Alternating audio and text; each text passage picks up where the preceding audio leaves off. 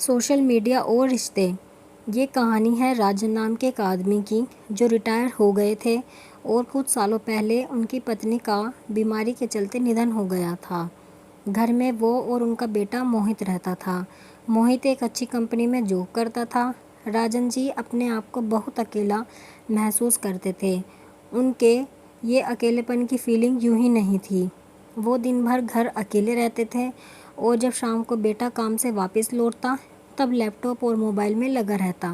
राजन जी उससे बात करने के लिए, अपना मन हल्का करने के लिए तरस जाते। ऐसा काफ़ी लंबे समय तक चलता रहा। राजन जी ने सोचा कि अब उन्हें ही कुछ करना पड़ेगा।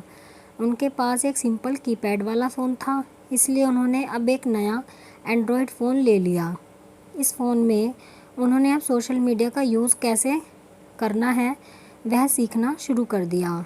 शाम को जब उनका बेटा काम से घर आया तो उन्होंने उससे कहा, बेटा मुझे ज़रा सोशल मीडिया कैसे इस्तेमाल करते हैं सिखा दोगे?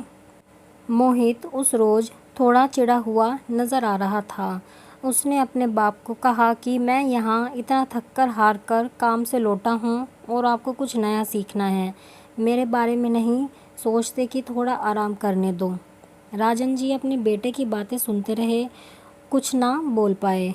उन्हें अंदर से बहुत बुरा लग रहा था, लेकिन वह अपने आंसू रोके हुए थे।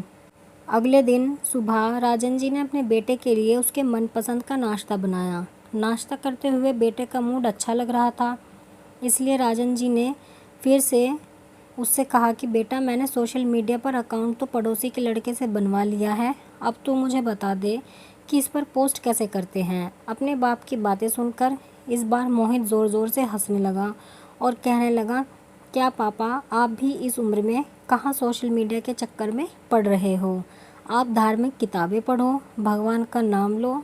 इतना कहकर अपना नाश्ता ख़त्म करके मोहित अपने काम के लिए निकल गया। राजन ने उसके बाद भी एक दो बार अपने बेटे से सोशल मीडिया सिखाने के लिए कहा, लेकिन उसने अपने बाप की बात पर ध्यान नहीं दिया। एक दिन रात को मोहित पानी पीने के लिए उठा तो उसने देखा कि उसके पापा के कमरे की लाइट चालू है।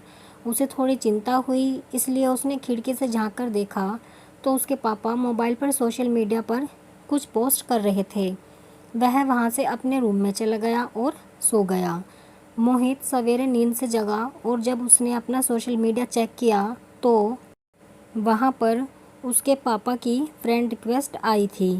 फ्रेंड रिक्वेस्ट एक्सेप्ट करने के बाद जब मोहित ने अपने पापा का अकाउंट चेक किया तो उसमें सबसे पहली पोस्ट जो थी उसमें उसी के बचपन की फ़ोटो डाली हुई थी और लिखा था, हैप्पी बर्थडे बेटा। मोहित को अब रियलाइज़ हुआ कि क्यों उसके पापा सोशल मीडिया सीखने के लिए इतने पीछे पड़े हुए थे और क्यों यह काम उनके लिए इतना ज़्यादा इम्पोर्टेंट था। उसकी आंखें नम हो गई।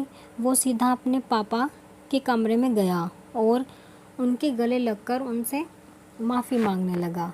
दोस्तों, हम उन चीज़ों को ज़्यादा महत्व देते हैं जो कीमती हैं, लेकिन अमूल्य चीज़ों को अनदेखा कर देते हैं। माँ बाप और बाकी रिश्ते, इनको कोई भी कितनी भी कीमत देकर कभी खरीद नहीं सकता, इसलिए इनकी वैल्यू करना शुरू करो। सोशल मीडिया के इस युग में माता पिता को अवश्य ही समय दें। आप कमेंट में ज़रूर बताएं कि आपको कहानी कैसी लगी है, आपके विचार क्या हैं कहानी के बारे में।